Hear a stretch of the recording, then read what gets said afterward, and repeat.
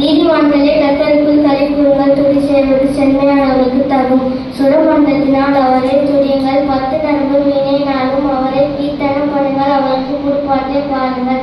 ஆனந்த சத்தத்தோடு அவர் சங்கதி முன் வாருங்கள். பூமி கர்த்தருடைய காருண்யத்தினால் நிறைந்து இருக்கிறது. கர்த்தருடைய வார்த்தை உத்தமமும் அவருடைய செய்கை எல்லாம் சத்தியமாய் இருக்கிறது. அவர் நீதியிலும் நியாயத்திலும் பிரியப்படுகிறார். கர்த்தர் பூமி கர்த்தருடைய காருண்யத்தினால் நிறைந்து இருக்கிறது. கர்த்தருடைய வார்த்தையினால் வானங்களும் பூமியும் அவருடைய வாயின் சுவாசத்தினால்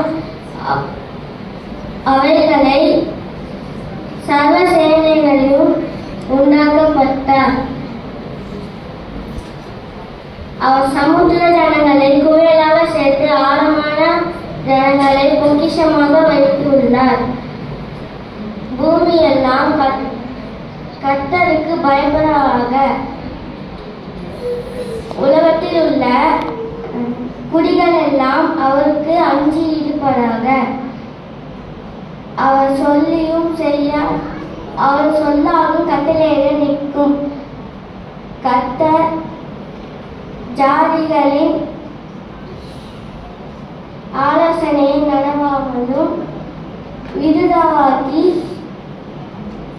ஜனங்களுடைய நினைவுகளை அவமாக்குகிறார்.